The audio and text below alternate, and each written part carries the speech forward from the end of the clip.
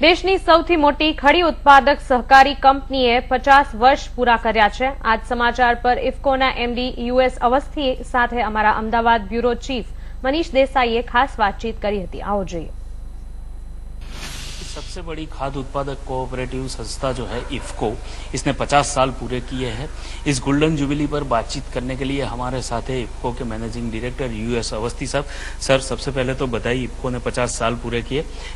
सबसे पहले मैं ये जानना चाहूँगा, क्योंकि ये साल ऐसा है, काफ़ी चीज़ें अभी कुछ हुई है और किसानों के लिए 50 साल के मौके पर इफको की तरफ से क्या उनके लिए गिफ्ट हो सकती है?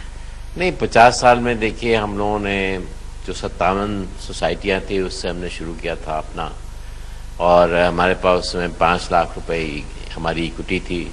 आज हमारे 36,000 मेंबर हैं, 425 करोड़ रुपए इक्विटी है।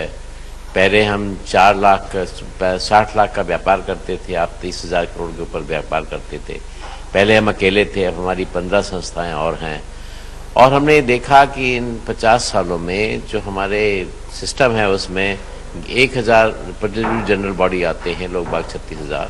तो पहला हमने ये निर्णय किया कि देश के 125 स्थानों पर जाएंगे और उसमें जाकर के हम देश में अपने मेंबरों से मिलेंगे, अपने किसानों से मिलेंगे और उनको देश के बारे में बताएंगे। उनको ये बताएंगे कैसे वो अपनी एग्रीकल्चर बढ़ा सकते हैं, कैसे अपनी आमदनी बढ़ा सकते हैं, और जो सरकार के बहुत सारे कार्यक्रम उनके बारे में बताएंगे, जो हमारा बिजनेस मॉडल है उसके बारे में बताएंगे। और एक हम इन लोगों को जोड़ेंगे, सबको डिजिटल इंडिया से जोड़ेंगे, डिजिटल सिस्टम से जोड़ेंगे।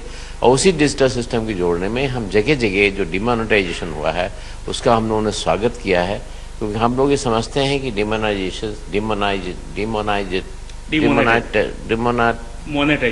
डिमोनेटाइजेशन से हमारे किसानों को फायदा होगा, उनको उचित मूल्य मिलेगा। इसलिए हम लोग एक प्लेटफॉर्म भी बना रहे हैं जिसमें कि किसान अपना सामान बेच सकते हैं और आपस में एक दूसरे व्यापार कर सकते हैं।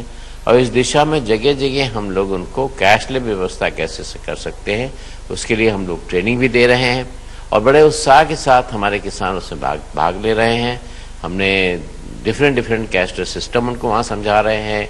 हमारे जितने भी जॉइंट वेंचर्स हैं उनके वो भी अपने बारे में एग्जीबिशन लगा रहे हैं और उनको समझा रहे हैं कैसे कैसे इससे अपना फ़ायदा ले सकते हैं।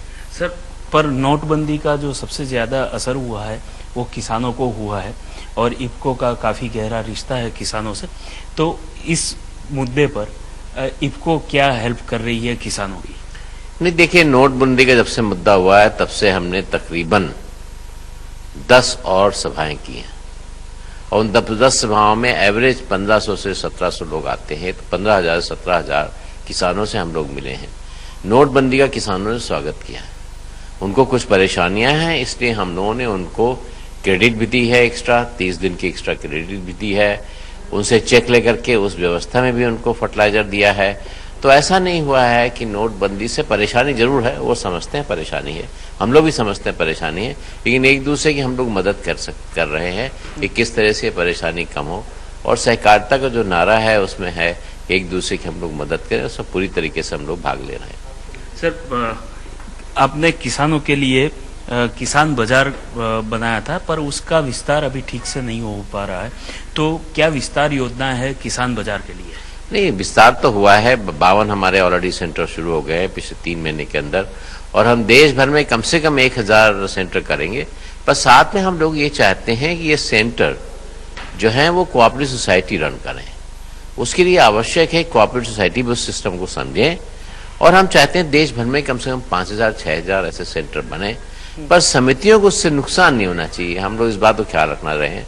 हम ये ख्याल रख रहे हैं कि जहां पर ये चीजें हमारी पहुंच नहीं पाती हैं उनमें ज्यादा ये सेंटर लगाए जाएं। इस दिशा में हम लोग प्रयास कर रहे हैं। सर, किसानों तक डिजिटल पेमेंट पहुंचाने में किस तरह की दिक्कतें आ रही है और इसके लिए आपके क्या प्लान है?